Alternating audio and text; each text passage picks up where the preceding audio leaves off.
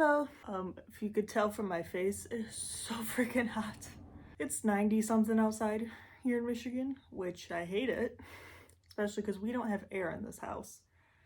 Built in 1950, I'm aware you could put air in, but we not rich. So we just melt. Okay, so if you notice, I tried something new. I tried to make a background. This isn't real wood, if you couldn't tell. But what it actually is, I'll leave you to figure out. So I'm trying something new. A part of my appearance, it's very hot in here. It's like almost 80 in the house, 90 outside. There's no escape. Um, no matter how hard I try, I put more makeup on, I just look like this. So this is what you're gonna have to see. But today we're doing something a bit different. Well, I am. I realized I want to do updates on all the true crimes I've covered, which in a grand scheme of things isn't many. So this video should go relatively quick. Hopefully. Is it just me, or does anyone else when it's super hot just don't want to eat? Like, I just don't want to eat. I don't want to do nothing but lay in the freezer. And I can't do that, it's too small. But we're starting, I'm going in order. I believe I'm going in order of when I uploaded them. No need to go back, see the first ones, they're not good. My skills still aren't that great, but you know what? I got a background now. Let me know what you think. I spent $13 to make this. But we're gonna start from the beginning, and just to let you know, some of these just don't have updates, and I'll let you know which ones those are. So first off, we're starting with the Enoch Brown School Massacre. And nothing like new, because it was solved and it was a couple hundred years ago. But it's recently gained, like, how I looked for updates was like Google this and then go to news and then the most up-to-date, very official, very technical. But I noticed the Enoch Brown School Massacre has been having more articles put out about it. Like, it's gained some traction, unfortunately, due to all the other school shootings happening. I'm aware this wasn't a shooting, but still not good to scalp children. So nothing new with it, just it's gaining some traction. Which I guess it's good to learn history or you're doomed to repeat it. Second true crime I did was about the Mountain Meadows Massacre, which I recently saw in a Watch Mojo list, which I was kind of surprised. I forgot which one, so I cannot share it with you. But this one I found the most interesting, I think, out of all the updates I saw. It was, I think in Utah, they made a Mountain Meadows play about this. It came out March 4th of this year, and, oh wait, no, it came out this year, but then ran until March 4th, so it's no longer being shown, I believe. I don't know how successful it was. I don't even know if I'd want to see it, but it happened. They wanted to bring awareness to a dark moment in Utah's history, which, again, those who don't learn history are doomed to repeat it. However the saying goes, you know what I'm trying to do. The next case I covered was Delia Green, and found nothing new. Again, it wasn't an unsolved case, though, pretty cut and dry. But I did find one new article talking about her, which was nice, but it was all the same things I've seen before. So, sorry, Delia.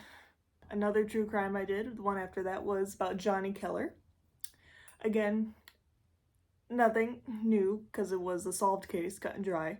But I did find two new articles how he, quote-unquote, ended capital punishment in Minnesota. If you remember from that true crime, he was the last person to be executed on death row in Minnesota. I'm aware of. So that's it for that case. Nothing really new, and nothing about the poor victim. The next one was my first unsolved one, was Elsie Porobek.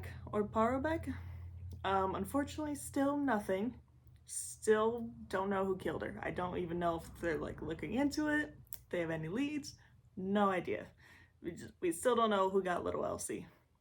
Don't know if we ever will, unfortunately. And the next case I covered was Little Lord Fauntleroy. And unfortunately, I was hoping for some news, but it was literally nothing. Nothing. No idea who the boy was, where he came from, who got him.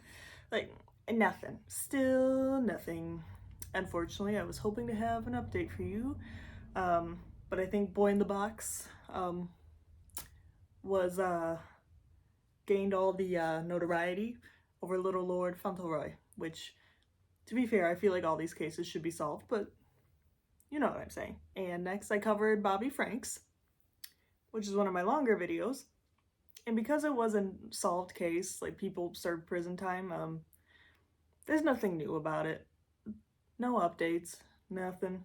Next case I covered was the Winneville or Wineville chicken coop murders. And nothing new in particular about it I could see, but I did see a newer article that stating that Walter Collins was most likely killed by Gordon Northcott. I mean, it's not been proven, but it's still unknown, but I think people are more leaning towards the fact that he was killed by Gordon or his mother, one of the two creeps that lived on the chicken farm. And then the one I covered next, the one literally closest to my home, was the Bath School Massacre. A tiny silver lining is it is still the worst school massacre, so no one's beaten quote unquote the record, which is good. You know what I'm saying. We still have way too many school shootings and stuff, but not to this extreme. Because remember, 45 people died, like students, teachers died from this. So that's a silver lining. But recently, a vigil was held on May 18th. I am filming this on May 31st, so I'm behind. But on May 18th, a vigil was held for the 96th anniversary since this happened, which is crazy. But again, it's just like the Knox Brown School Massacre. This has gained a bit more traction lately due to the unfortunate state of our country and children just getting shot all the time. So next, the case I covered after this was about Marion Parker. Nothing on that, nothing new, because it was a pretty cut and dry case. Terrible, but like cut and dry. We know who did it. And then I covered Albert Fish, which I was not prepared for all the things when I made that video. I think that is like the longest video I've ever made. I saw when I was doing research for this, he made the list of most dangerous serial killers of all time. Go Albert! Just thought that was interesting. But also, if you want a way better video than mine, go watch Bailey Sarian's video. She did it much better. I ain't gonna even try to say mine's better. It's not. Go watch Bailey's. Next one I covered was the Addison County victims. And unfortunately, like Little Lord Fauntleroy, there's literally nothing.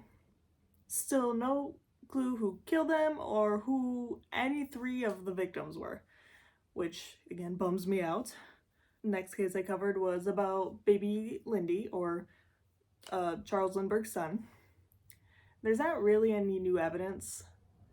I saw something about Martha's Vineyard. I couldn't quite understand what they were making about that. I don't think it really is anything set in stone, but there's nothing really new about baby Lindy, unfortunately. Next case I covered was the Babes in the Woods, the Pine Grove Furnace one, because apparently there's multiple cases about babes in the woods, which is sad. No updates on them, but again, it was a solved case. So I mean, how much more updates can you get from a decades old case that was solved? The next case I covered, which may be the most emotional, was, I put Mary T down. I think it was Mary Thames, maybe? Betty Binnicker and George Steiny. And I saw a couple articles mentioning the case for Black History Month / during Black History Month, because George Steiny was a black kid falsely accused of killing Mary and Betty, and he was put to death in the electric chair. And we still don't know who killed the girls either. Unfortunately, none of these children had to die. None of them. Next case I covered was Thora Chamberlain. nothing new, but it was a very cut and dry case. If you remember, the video was like 10 minutes long. Same thing with my next case, which was I covered Thelma Taylor. Nothing new because that video was also like 10 minutes long, very cut and dry. Then I covered my first like different, quote unquote, different true crime, which was learning about the Lavender Scare. And I noticed it's very discussed right now due to Pride, well, starting tomorrow when I'm filming this. Like, June is Pride Month. But then, unfortunately, it's showing similarities between now and then with, like, this nation's current, they're calling it the quote-unquote trans scare. Instead of lavender scare, it's a trans scare. And it's been theorized this is kind of happening all over again on a more destructive scale. Because lavender scare was primarily people in government or teachers, which is still not great. But now it's just targeting anyone and anything that's different, basically. So that makes me sad. So that's the updates on that. Now, the Aquatots was my next one. And again, nothing. It was a very straightforward case. The dad was terrible. Next. I covered Bobby Greenlease, which was my first, like, 1,000 view video. Nothing on it. And after that, I covered the Grimes Sisters, which I believe is still my most popular true crime. Which, thank you, I guess. Unfortunately, there's nothing new on them. Don't know who killed them or any leads or anything. Just another unfortunate one. And then related to that, I covered Bonnie Scott next. Her case was solved, but there's no new updates on Bonnie either. After that, I covered Virginia Piper, her interesting kidnapping. Nothing new with that, because it wasn't cut and dry. They still don't know who did it. And it's still considered one of the biggest paid ransoms ever, because remember it was $1 million. Then I covered Bud Dwyer. Again, there's no new updates on that, but because we obviously know who killed him, it was himself. So they're not like trying to solve it. And then finally, my latest true crime, quote unquote true crime, was the Isle of Demons, which, since it was a fake island and in the 1500s, there's no updates. Come on, there's no updates. I haven't gotten the book yet, so I guess that would have been an update, but I do not have it. Marguerite's still a badass bitch. Word. And those are all my true crimes I've covered. Reading them back like that seems like a very small amount, but I've done so much research. I have filled half this book. Well, let me know if you like the update format. Maybe next time, if I give another update, it will only be about the cases that have updates. So you don't have to hear me say, this case, none, this case, none, this case, none, many times in a row. But I was just trying something new, because I do like to check in and see how the things are doing. That didn't make sense, but you know what I mean. Anyway, that is all. I do not know what I'm covering next. It might be something similar to the Isle of Demons. It might be not. I don't know. Sorry about my face. And I'll see you next time. Oh, and let me know what you think of the background that keeps falling on me. Bye-bye.